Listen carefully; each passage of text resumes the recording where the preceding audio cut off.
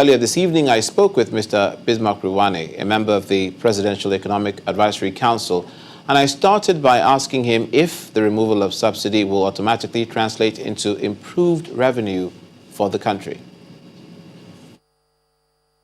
People are groaning, things are difficult, but there's hope and there's light at the end of the tunnel.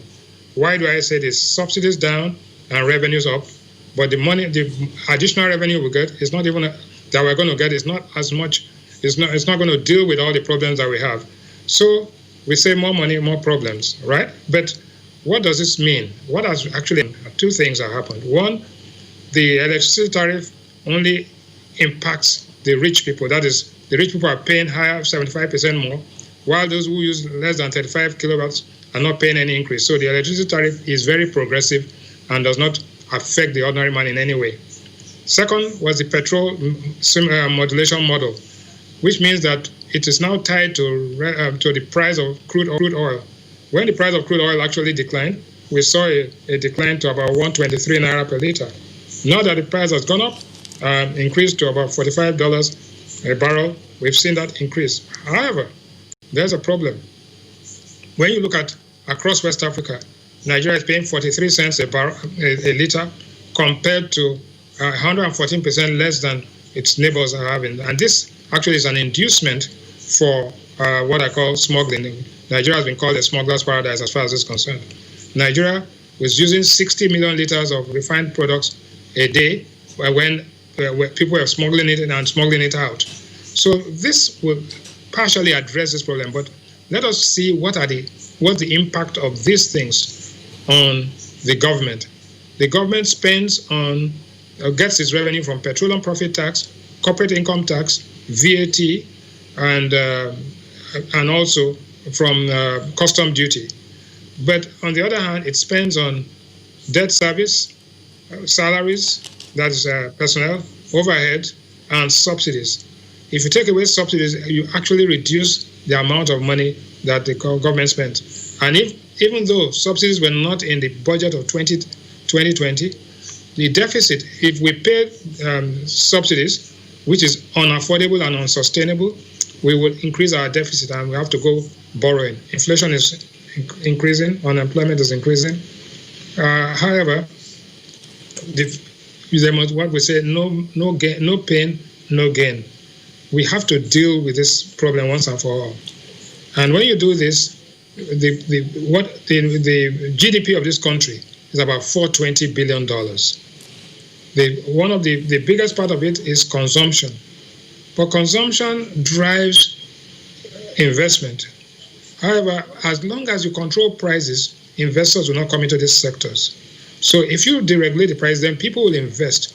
Dangote is already investing heavily in this sector, becoming the refining hub for the whole of West Africa. If you increase investment, the linkage effect, the multiplier effect of investment has a multiplier effect, and linkages on the what I can call the other sectors will drag it along. And this will help to deal with unemployment, deal with total factor productivity, and actually put the economy on a path of sustainable growth. Right now, we don't have that. And so this is one of the painful but difficult decisions that we have to make so that we will be aligned with the rest of the world like we did in, in the telecoms. If the central bank releases more money in the foreign exchange market, factories will start producing, employment will start, and then because of the increase in output, the kind of slow increase in money supply, you'll find that inflation starts to decline. Our projection is that inflation begins to decline in the year 2021 into 2022, which will coincide with an increase in growth. So the pandemic is not an excuse for where we are, because Nigeria's structural defects were in existence. In other words, we had pre-existing conditions, right? Structural defects in Nigeria before the pandemic only made things worse. So the opportunity now is that the economists are advising the government to say, look, you use this opportunity to deal with the structural problems as well as dealing with the operational problems. And the outlook, the important thing is the outlook tomorrow and in the future. Right now, inflation will increase naturally to about 13%, but productivity will also increase. So the increase in productivity will probably outweigh the increase in inflation. 1. 2, disposable income will drop by about 3%, which means about $12 billion in the short run. In the long run, disposable income will increase as productivity increases. Then the external reserves will drop because the central bank is going to have to release money to keep the factories going. But luckily, we had projected in the revised budget, we use a price of $28 a barrel. Today, we are at $41 a barrel. So the revenue picture is not as bad as it was in the second quarter.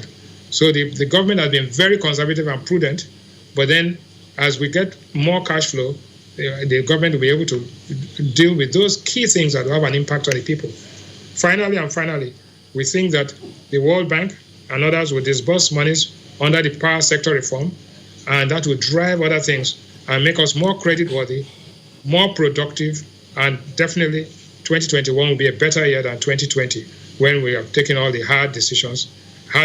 We made some hard decisions, and the impact will be felt in the future. We certainly hope so. Thank you so much for your time, Mr. Rewane. Thank you for having me.